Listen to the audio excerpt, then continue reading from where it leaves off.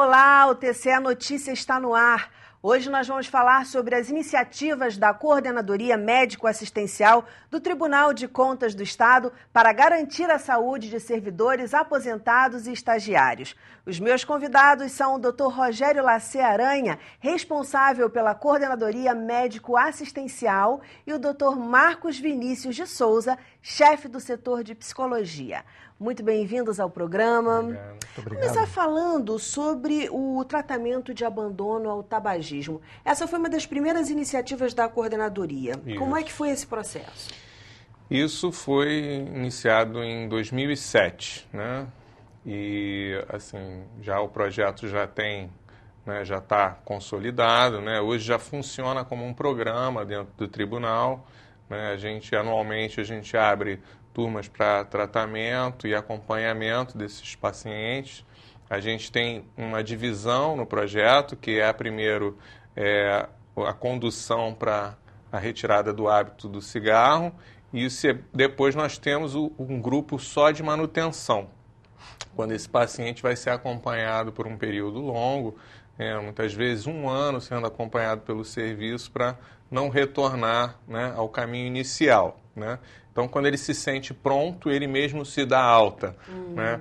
E, assim, é um projeto que já está consolidado, né? Mês que vem, né, já começam novas inscrições e em junho nós devemos começar mais um grupo, né, entre esses anos todos que a gente está.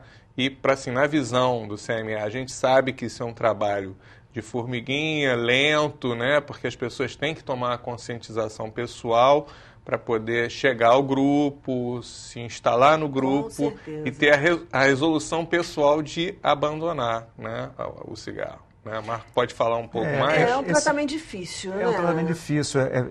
Eu queria voltar um pouquinho na história dele. Esse é um programa existe um programa nacional de tratamento do tabagismo já há vários anos, há mais de 10 anos, e a Prefeitura do Rio foi uma das primeiras a aderir a esse programa, e então o Tribunal de Contas, enviou alguns profissionais da área de saúde para se capacitarem nesse programa, que é um programa muito bem estruturado, com etapas a serem seguidas em cada uma das fases, e enviamos, então, médicos, psicólogos, assistentes sociais, acho que basicamente isso. E esses profissionais, então, se capacitaram nesse programa e, uma vez no tribunal, eles multiplicaram esse programa e, como o Rogério disse, ele já tem alguns anos, é o programa atualmente mais antigo em andamento. Então, ele é um programa que o trem já está nos trilhos, quer dizer, ele já está em funcionamento, a gente já sabe mais ou menos o funcionamento e, atualmente, a maioria dos integrantes está justamente nesse grupo de manutenção, a gente chama tecnicamente de manutenção da abstinência, quer dizer, as pessoas que já pararam de fumar e querem persistir nesse caminho e estão lá no grupo sendo acompanhados. De modo que os novos grupos, que a gente chama de grupo de cessação. São grupos que, naturalmente, hoje em dia, depois desses anos todos, já têm menos integrantes, o que é normal e talvez até desejável. Então, hoje em dia, a nossa preocupação é mais essa, com a manutenção do abandono do vício, né? Então, aquela questão do orar e vigiar, né? Quer dizer, tem que ser uma coisa... Os princípios são mais ou menos esses, né? Um dia de cada vez, enfim. Né? E o resultado nos funcionários, né? Os que aderiram, assim, logo que o programa começou, acabou incentivando muitos outros a aderirem depois? Com certeza, como é que foi esse processo? Com certeza, assim. Assim, como todo processo inicial de treinamento, né? Os primeiros grupos, os resultados foram menores do que os que a gente já tinha uma estrutura já mais consolidada, né? A gente tinha um volume maior, né? A gente abriu uma inscrição para uma quantidade de pessoas maior e a gente observou que, às vezes, a atenção que era dirigida para aqueles funcionários não ficava tão adequada. Então, a gente começou a diminuir também o quantitativo de inscritos para poder dar uma atenção maior e conseguir um resultado melhor, né? Então, a gente chegou, né, uma média boa em cada grupo que a gente abria, a gente chegou a ter 50% de recuperação, que é uma taxa muito boa para um grupo dessa demanda, né?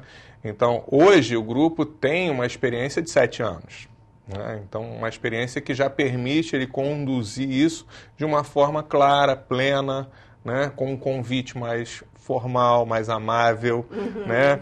E no início o convite foi mais incisivo, né?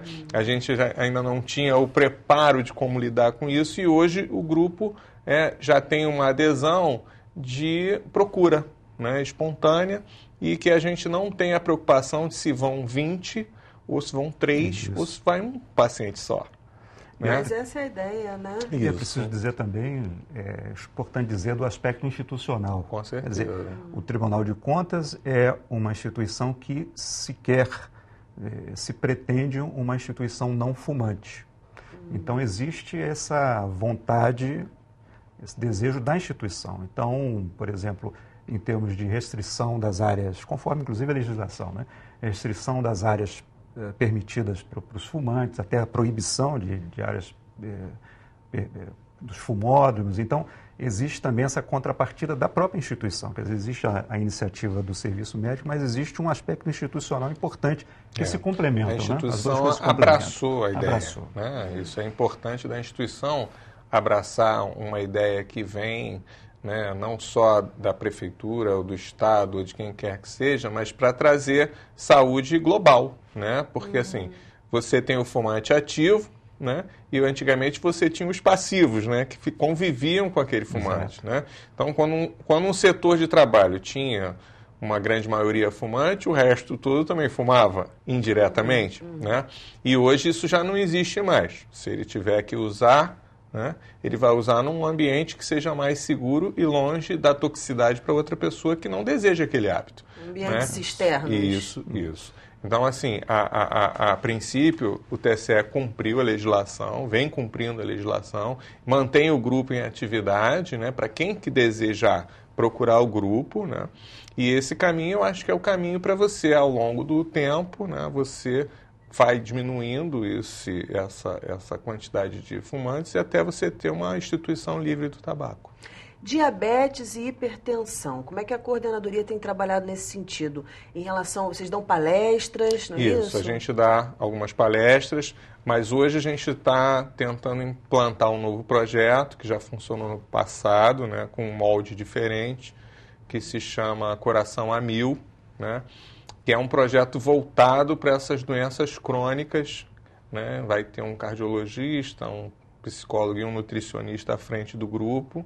Esse grupo está se montando, vai fazer um planejamento, então isso já é um projeto já para 2015.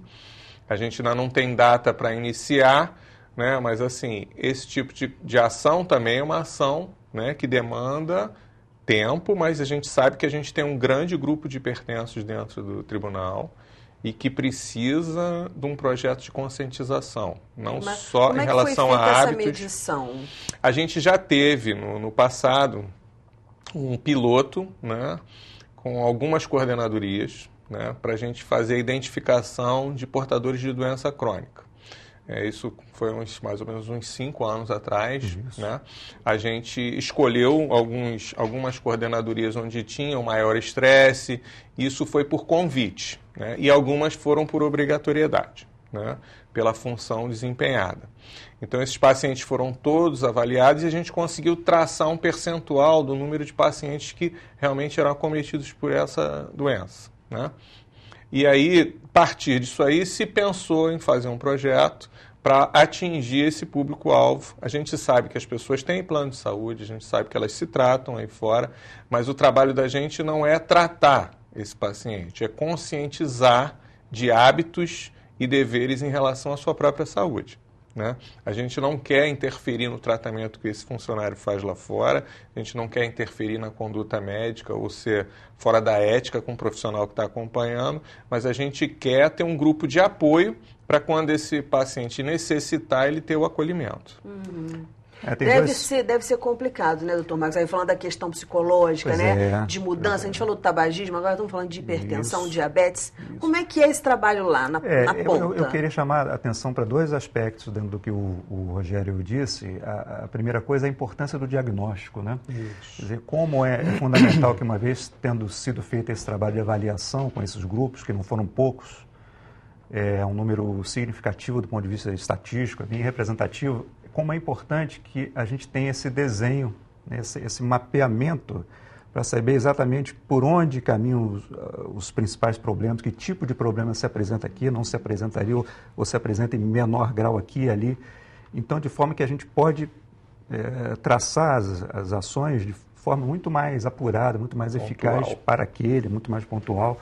Então, a gente sabe, por exemplo, no nosso caso específico, interessava saber do ponto de vista dessa avaliação e do ponto de vista do problema da hipertensão, uma questão que hoje, até falávamos mais cedo sobre isso, que é muito grave, que é a questão do estresse, que está totalmente relacionada com hipertensão e que é muito cara a nós do serviço de psicologia, né? Então, nessa avaliação, a gente mediu exatamente isso. A gente tinha um questionário para avaliar o nível de estresse dos servidores e a gente conseguiu avaliar isso e de forma que a nossa atuação nesse grupo, e aí entra o segundo aspecto que eu queria comentar, que eu acho fundamental, que é assim, não a totalidade, mas a maioria das ações da coordenadoria são feitas de forma interdisciplinar. Eu acho isso fundamental. Quer dizer, num trabalho como esse, você tem o médico, o cardiologista, que tem mais a ver com o caso, você tem o psicólogo, você tem até a nutricionista também envolvida. Então, há um trabalho de complementaridade que, a meu ver, é fundamental. Então, para nós, no nosso caso, especificamente, a nossa preocupação é muito com a questão do nível de estresse e das formas como ele se manifesta, né? Maravilha. Eu vou pedir licença aos senhores. A gente vai para um breve intervalo e volta já já. Não sai daí, não.